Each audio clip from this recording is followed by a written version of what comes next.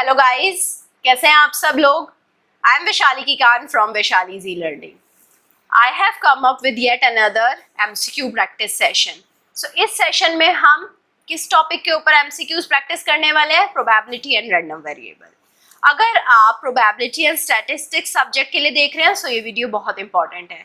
अगर आप digital communication के फर्स्ट यूनिट को प्रिपेयर करना चाहते हैं then also this video is really important.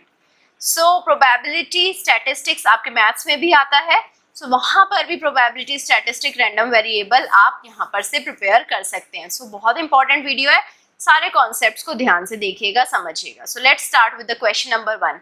Consider a dice with the property that the probability of a face with n dots showing up is proportional to n. So अगर 1 dot आता है तो उसकी जो probability है proportional to 1, 2 dots आते हैं तो उसकी प्रोबेबिलिटी प्रोपोर्शनल टू 2, 3 डॉट्स आते हैं तो probability proportional to 3। So the probability of face showing 4 dots, तो अब हमें निकालना है कि प्रोबेबिलिटी ऑफ फेस जिसमें 4 डॉट्स हैं। सो अब मैं टोटल प्रोबेबिलिटी की बात करूं, टोटल प्रोबेबिलिटी क्या हो जाएगा? Probability of 1 plus probability of 2 plus probability of 6, right, up to probability of 6। 3 4 5 6 कर देंगे, ऐसे सारी प्रोबेबिलिटी को सम कर देंगे तो हमारी सारी प्रोबेबिलिटीज का सम क्या होता है? 1। That we all know. Sample space में सारी प्रोबेबिलिटी उठा लेते हैं, सबका सम होता है 1। सो प्रॉपर्टी क्या है? Probability is proportional to number of dots. Number of dot को अगर हम n लिख दें सो प्रोबेबिलिटी हो जाएगा k इंटू n। सो 1 के लिए क्या हो जाएगा? k, right. 2 k क्या हो जाएगा? Probability of 1, right. So probability of 2 क्या हो जाएगा? 2k। प्रोबेबिलिटी ऑफ 3 क्या हो जाएगा? 3k। सो ऐसे आप k निकाल सकते हैं। यहाँ पर सारी वैल्यूज पुट करिए।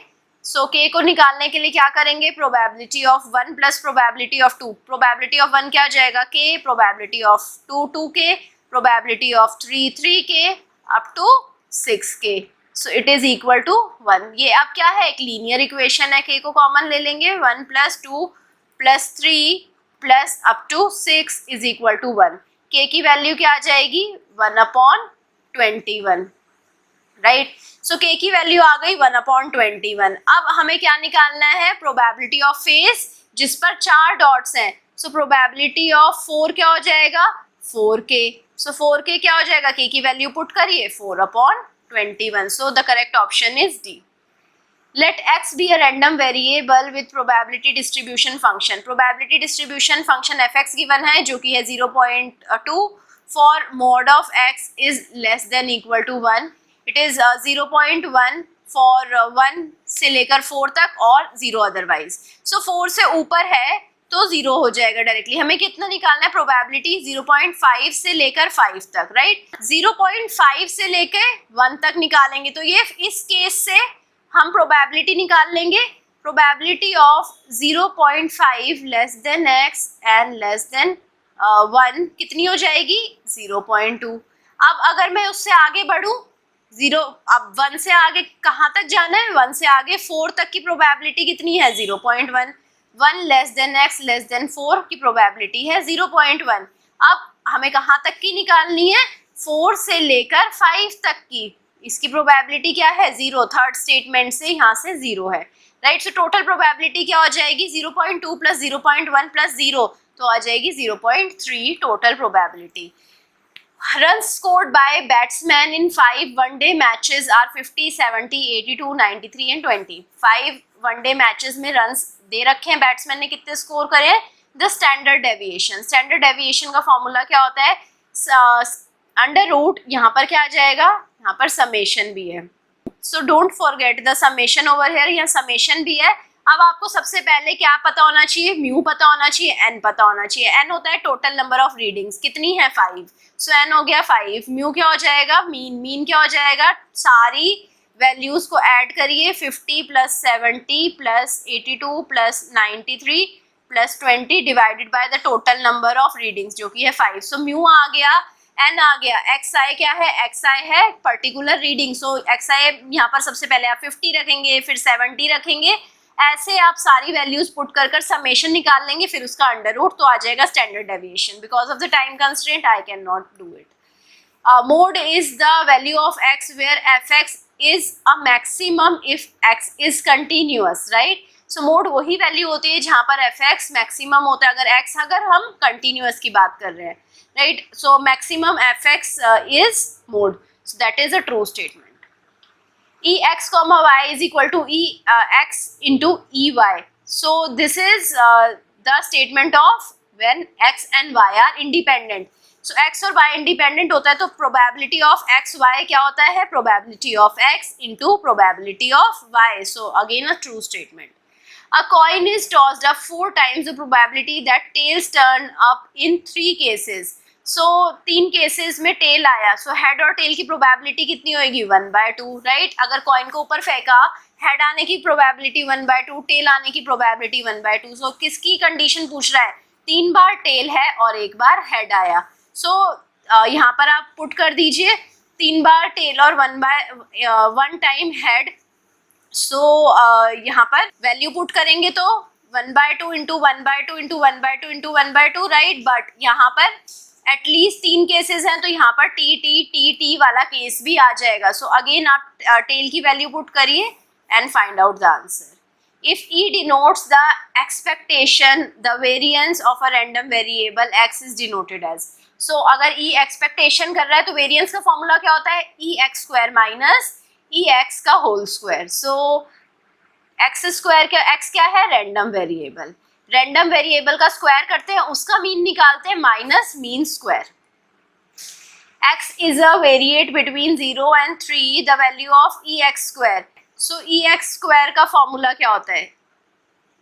वेरिएंस का फॉर्मूला होता है ex square माइनस ex का whole square, right? So this is my variance. So अब 0 से 3 तक वैल्यू गिवन है, वेरिएंस की वैल्यू हम निकाल सकते हैं. वेरिएंस क्या हो जाएगा? b minus A whole square upon 12. So ये आ जाएगा 3 square upon 12 plus E X. Mean क्या हो जाएगा? मीन हो जाएगा 3 अपॉन 2, राइट? सो इसका square.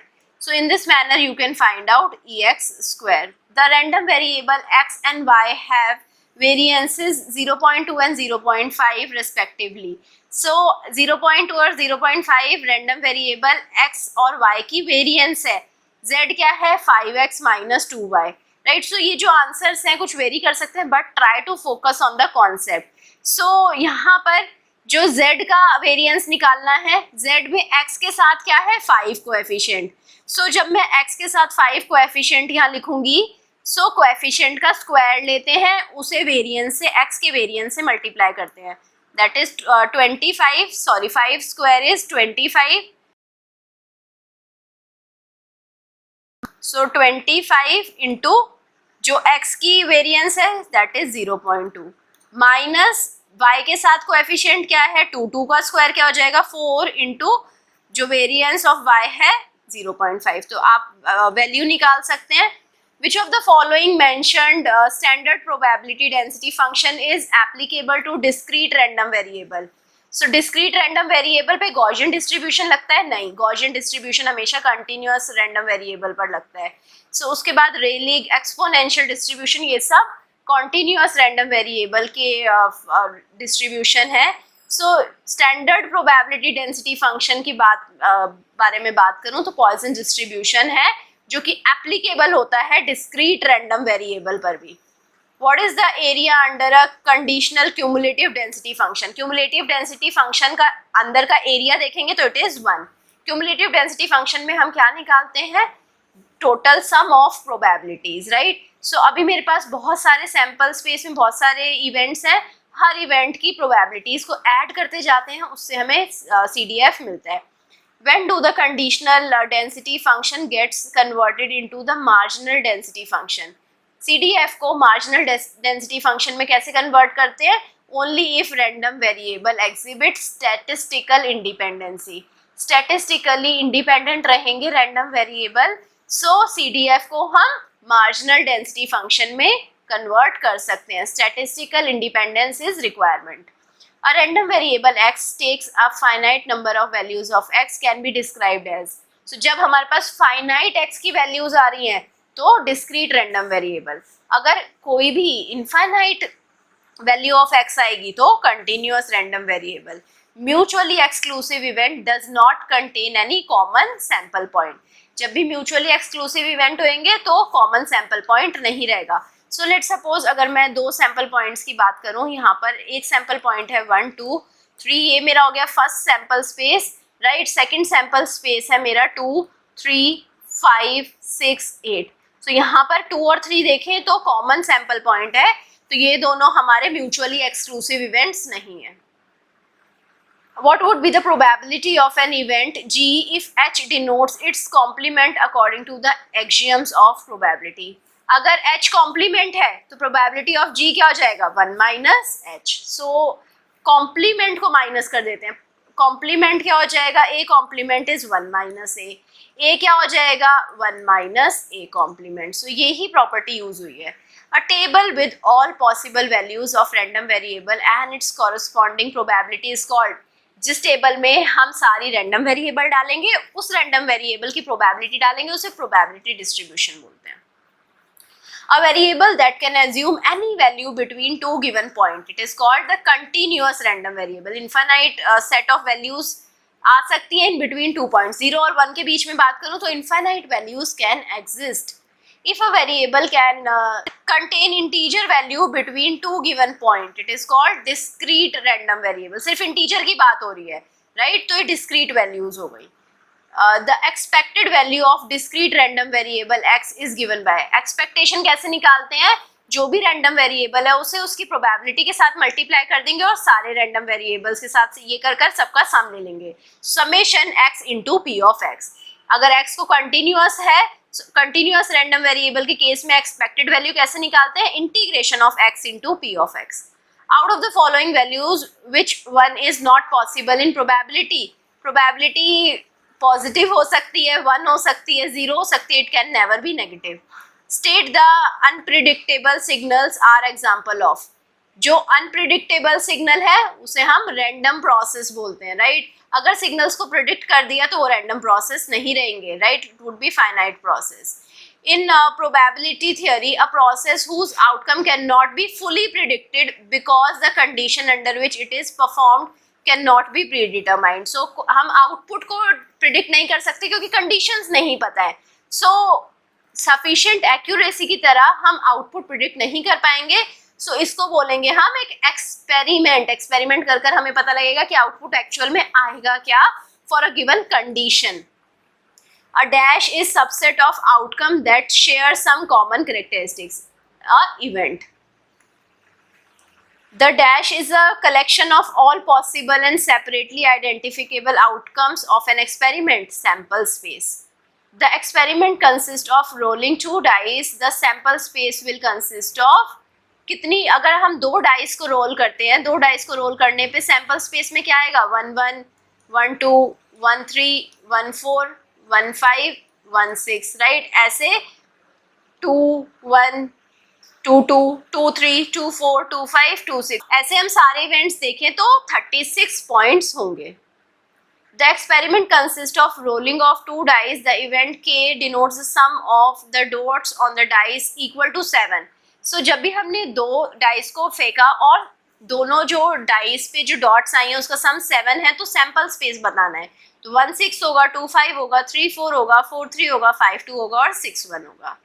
Consider a telegraph source generating 2 symbols, dots and dashes।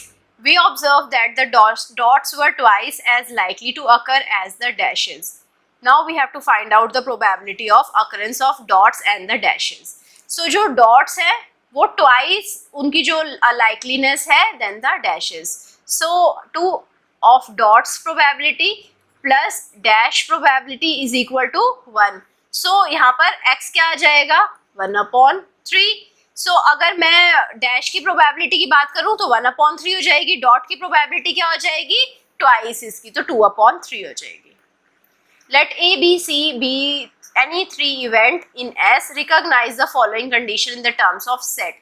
कौन सी कंडीशन है? either B or C occurs but not A, right? So A is not occurring, so A intersection B union C। अब now here it is not of A, so A bar हो जाएगा, so A bar intersection B union C, either B or C can occur, that is B union C, and not A, so it is A bar.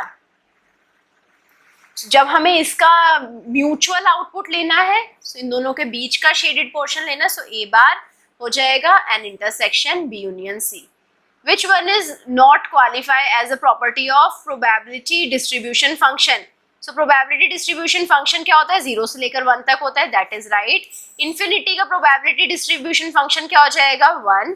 So in probability distribution function of infinite random variable it is 1. Minus infinity की probability क्या हो जाएगी, 0. So PDF की बात करें, so PDF में minus infinity पे 0 आता है, infinity पे 1 जाता है, 0 से लेकर 1 तक आउटपुट रहता है. So now the B statement is fx x1 is less than fx x2 if x1 is greater than x2. ऐसा कोई कंडीशन नहीं है कि अगर x1 x2 से बड़ा है तो उसकी प्रोबेबिलिटी छोटी होगी, right. So this condition is not there. Probability तो कुछ भी हो सकती है.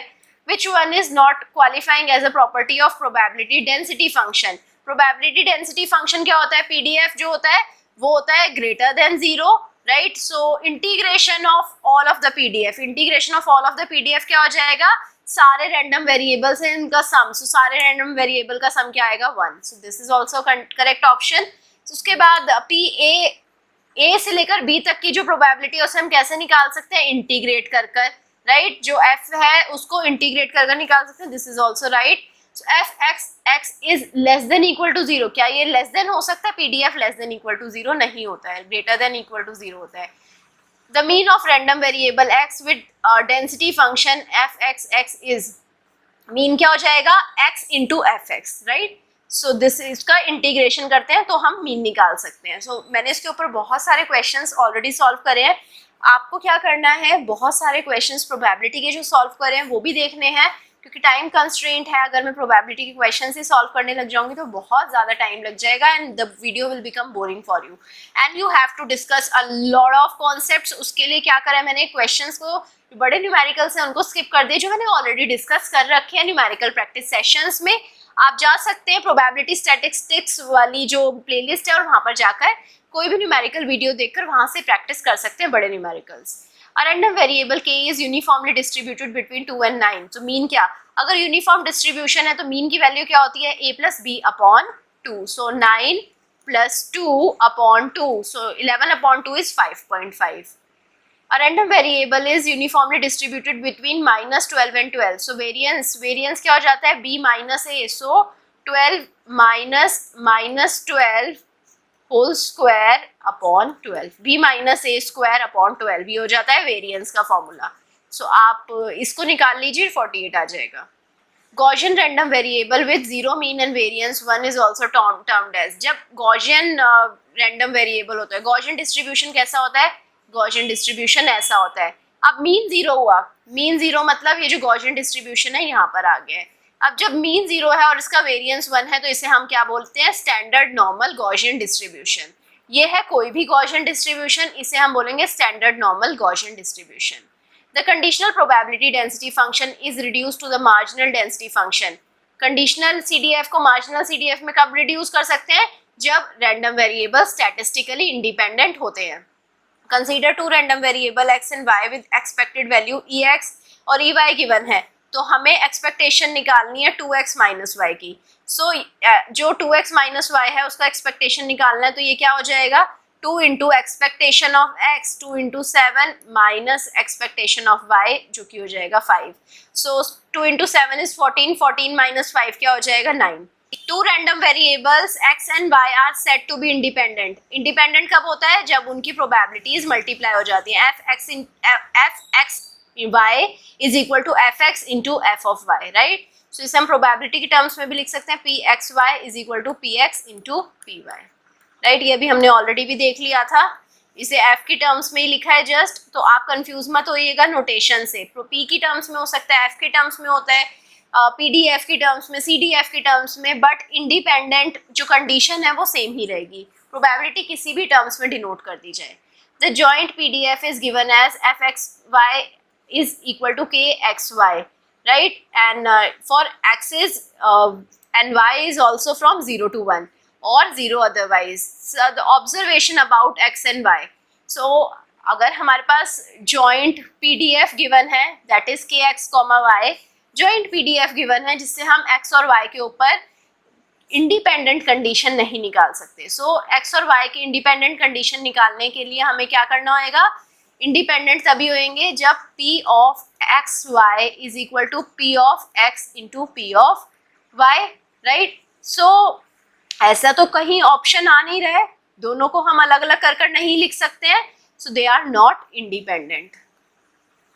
Let x be a random variable and y be another random variable defined as y is equal to x to find out the incorrect statement. F of y is equal to 5 for y is less than 0. Right? So जब भी हम f की बात करेंगे integration of f तो 1 होएगा, right? So the third statement is true. F of y is equal to f of fx under root y is minus fx minus under root y. This is also a condition, तो ये भी right condition है. Correct answer would be first A. X be a random variable with Gaussian distribution with mean 3, variance 9. Another random variable y is formed as y is equal to 3x plus 2. So अगर एक Gaussian distribution है, x Gaussian distribution है जिसका कुछ mean है कुछ variance है. अब मैंने उसको यूज कर कर एक फंक्शन y बना दिया है, x को यूज कर कर y बनाया, तो y भी क्या होएगा, Gaussian random variable होगा. X be a random variable with Gaussian distribution with mean 3, variance 9. Another random variable is y is formed as 3x plus 2, the mean of y. So mean निकालना है इसका. mean निकालने के लिए क्या करेंगे, 3 times the mean of x. mean क्या है 3. So 3 times 3 क्या हो जाएगा, 9 plus 2. 9 plus 2 is 11. X be a random variable with Gaussian distribution with mean 3, variance 9. Another random variable y is formed as y is equal to 3x plus 2, the variance of y. Variance निकालना है, सो variance निकालने के लिए क्या करेंगे, 3 के square को variance से मल्टीप्लाई कर देंगे. 3 का स्क्वायर क्या हो जाएगा, 9, राइट. सो 9 लिया आपने, 9 को मल्टीप्लाई करा आपने जो वेरिएंस गिवन है 9 से, तो आंसर आ गया 81. और random process is a function. Random process एक फंक्शन होता है. A process is a strict sense stationary जब जो statistics are independent of time origin. जैसे कि मीन की बात कर लूँ, ऑटो कोरिलेशन फंक्शन की बात करूँ, वो टाइम पे डिपेंडेंट नहीं होंगे तो उसे हम स्ट्रिक्ट सेंस स्टेशनरी बोलेंगे. टाइम से इंडिपेंडेंट है, टाइम ओरिजिन से इंडिपेंडेंट है. A process is ergodic. Ergodic process कौन सा होता है, जब एंसेंबल एवरेज और टाइम एवरेज, जो हमने एवरेज लिया ओवर द स्पेस और टाइम के ऊपर जब एवरेज लिया दोनों सेम आ गए. So ergodic process. A process is measured at 1 hours and 21, मतलब 1 बजे और 9 बजे इस प्रोसेस को मेजर करा गया. मीन आया 5, ऑटो कोरिलेशन फंक्शन आया 20. The process is wide sense stationary. क्योंकि टाइम चेंज हुआ बट मीन और ऑटो कोरिलेशन चेंज नहीं हुआ, तो it is independent of time, it is wide sense stationary. Which one is not the property of autocorrelation function of a real process? कौन सी property नहीं है autocorrelation function की? Autocorrelation function is an odd function of the time difference. Autocorrelation function एक even function होता है time difference का, right? It is not an odd function. Autocorrelation function will have the maximum when the time difference is 0. So auto correlation function की maximum value are x कब आती है, जब 0 पर होता है, राइट. टाइम वैल्यू 0 हो जाती है. Auto correlation function is related with the power spectral density. ये भी करेक्ट ऑप्शन है. The correct statement find out करनी है. The set of random variable obtain from Gaussian random process. Gaussian random process से random variables जो निकलते हैं वो इंडिपेंडेंट होते हैं अगर वो अनकोरिलेटेड है. A random process xt given by xt is equal to 5 cos 200t plus phi, where phi is uniform distributed random variable over 0 to pi by 2. The mean can be related to. So यहाँ पर आपने क्या देखना है, अब xt क्या है, random process है.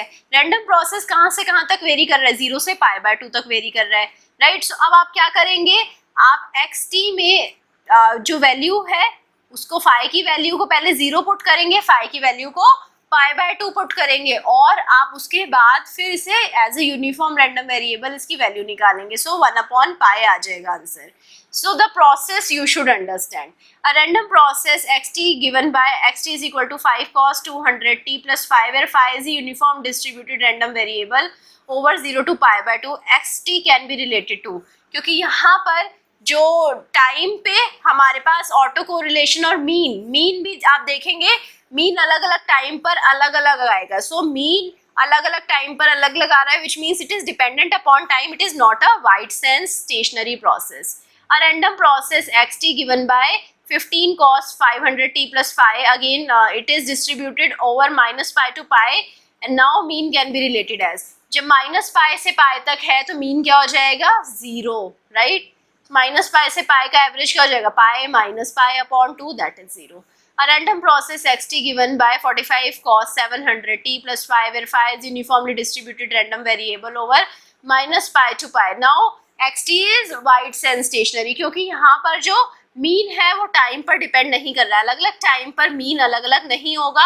सो it is a wide sense stationary process. A random process given by m cos 500 t plus n sin 500 t where m and n are random variables. If the mean of m and mean of n are 0 then zt can be related to. Mean of M and mean of N 0 है, सो यहाँ पर ZT का भी mean 0 हो जाएगा which is not dependent upon time. So ZT is a wide sense stationary process. The power spectrum of real random process can be related to. Power spectrum को किससे relate करते हैं? ऑटो कोरिलेशन फंक्शन से. Auto correlation function को कैसे denote करते हैं? Even function of power spectral density. The random process is a cos omega t plus theta for a constant value of omega will result in. अगर omega को constant रख दिया तो deterministic process बन जाएगी. ओमेगा वेरी करते ही random process आएगी. So the random process A cos omega T plus theta at a specific time t1 will result in random variable. एक पर्टिकुलर टाइम के लिए देखें तो रैंडम प्रोसेस रैंडम वेरिएबल बन जाता है. रैंडम प्रोसेस होता ही क्या है? बहुत सारे रैंडम वेरिएबल्स को अलग अलग टाइम पर इकट्ठा कर लिया. लाइक लेट सपोज मैं अपनी किसी वीडियो की बात करूं, किसी वीडियो की अगर मैं व्यूज को देखूं तो views her point of time पर अलग अलग रहेंगे. सो मैंने सारे व्यूज को अलग अलग टाइम पर उसको कंबाइन कर दिया तो वो रैंडम प्रोसेस बन जाएगा. Probability of sample space. Sample space में सारे इवेंट्स होते हैं, प्रोबेबिलिटी क्या हो जाएगी? 1. प्रोबेबिलिटी ऑफ नल स्पेस में एक भी इवेंट नहीं होता तो probability 0. A random variable is a measure of an event. A random variable is a measure of an event, right? कि कितना इवेंट हुआ है. So it is a measure of function, it can be measured in the terms of function. Random variable क्या होता है? एक function होता है. A random variable can be represented on a real number line. एक real number line पर represent करते हैं. Random variable खुद क्या है? एक function है. In a roll of dice experiment, if all outcomes are equiprobable, then the probability of each outcome. So अगर सारे outcome equiprobable हैं, so probability of 1 is equal to probability of 2 is equal to up to probability of 6. सबको हमने k ले लिया. so अगर सब equi probable है तो k plus k up to 6th k is equal to 1. so सबकी probability क्या होती है? 1. 6k is equal to 1. k क्या हो जाएगा? 1/6. तो probability क्या आ जाएगी? 1/6. In a throw of coin experiment, all outcomes are equiprobable, then the probability of each outcome. तो एक coin को toss करते ही हमें सबको पता है probability of head और tail क्या हो जाता है? 1/2. Probability distribution function is also termed as. Probability distribution function को क्या बोलते हैं? Cumulative distribution function और CDF. The correlation coefficients lie in the range. Correlation coefficient का range क्या होता है? -1 से 1. Covariance of two random variables is expressed as. So it is EXY minus EX into EY, right? E क्या है? mean of XY minus mean of X into mean of Y. The random variables XY are said to be uncorrelated. Uncorrelated कब होंगे? जब वो independent है. So independent की condition क्या होती है? EXY is equal to EX into EY. So PA given है, PB given है, PA intersection B निकालना है. So if PA and PB is given, so PA is 0.9, PB is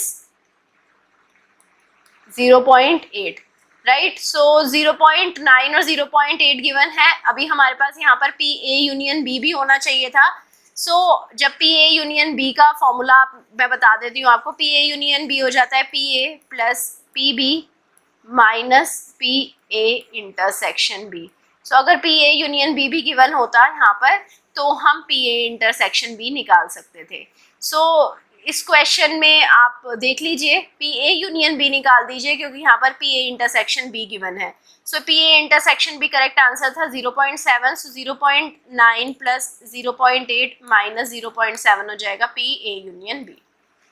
A random variable m is uniformly distributed between -2 to 2, its mean क्या हो जाएगा 2 plus -2, right, range b plus a upon 2 होता है तो that is 0।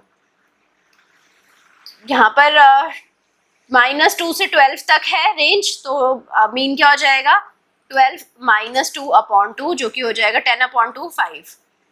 यहाँ पर अब range क्या है -2 से 2 तक है। सो y का हमें मीन निकालना है। सो y का मीन क्या हो जाएगा 9 into mean of x। Mean of x क्या हो जाएगा -2 से 2 तक है, -2 से 2 तक है, -2 प्लस 2 अपॉन 2 हो जाएगा जो कि हो जाएगा 0। ये तो हो जाएगा मीन ऑफ x, सो ये हो जाएगा e of x।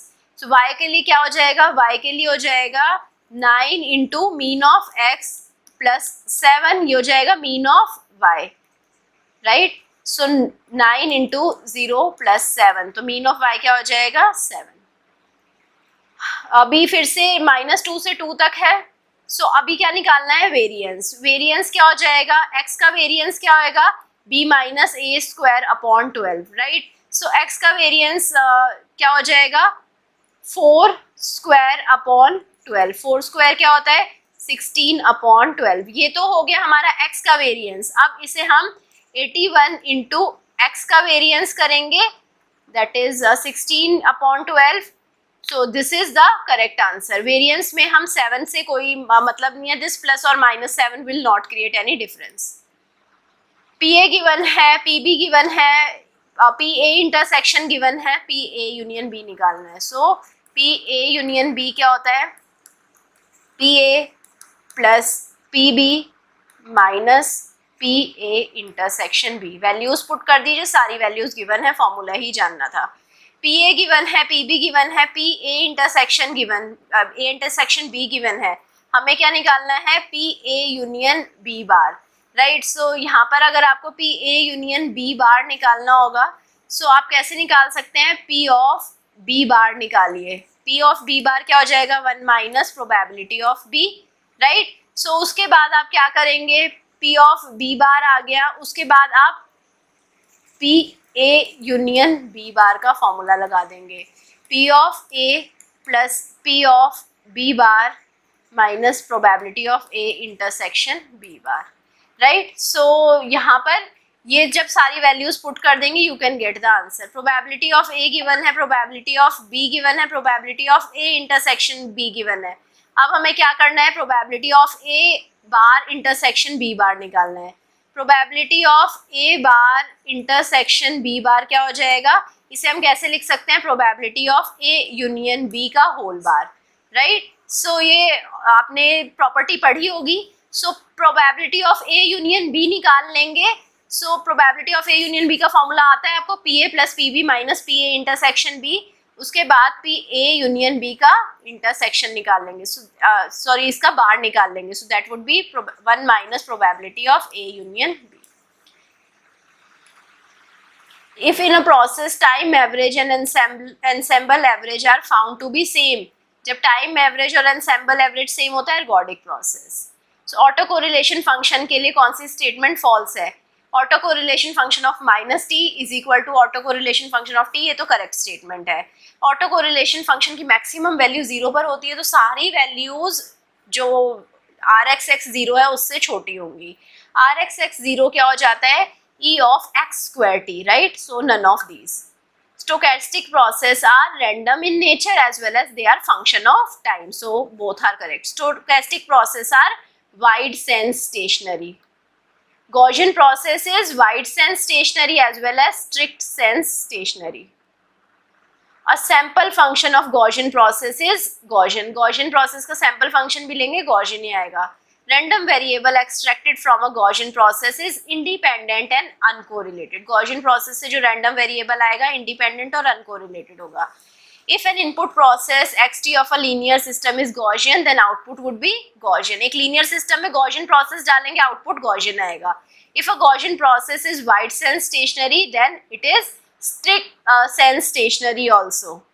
Power spectral density is a function of frequency, right? PSD. Relation on density function, integration of fx dx result on जो fx dx है pdf का इंटीग्रेशन क्या देगा? Output 1. Auto correlation function gives a measure of, it is giving a measure of the matching function with itself, कितना function खुद से match होता है, correlation of the function with itself. In the toss of fair coin, the probability of getting at least one tail is computed as. So at least one tail की probability आ जाएगी 1/4. ये question again मैंने आपको बहुत बार करा रखा है, आप जाकर probability वाली videos में देख सकते हैं. बहुत ही basic question है. White noise has zero mean and finite variance. Bayes theorem is defined as the reverse probability of the effect given that the cause has happened. So cause already हो चुका है, अब हमें रिवर्स प्रोबेबिलिटी निकालनी है कि किस इवेंट से ये कॉज आया है. Identify the expression for the mean square value of a random variable. So mean square value of random variable होता है ex². सो आई होप आपको सारे क्वेश्चंस अच्छे से समझ आए होंगे. किसी भी क्वेश्चन में कुछ भी डाउट है तो अपने डाउट को कमेंट सेक्शन में जाकर लिख डालिए. I will be trying to resolve your doubt as soon as possible. I hope you like this session. अगर सेशन पसंद आए लाइक करिए, सब्सक्राइब करिए, दोस्तों के साथ शेयर करिए and also give me your feedback. Thank you so much.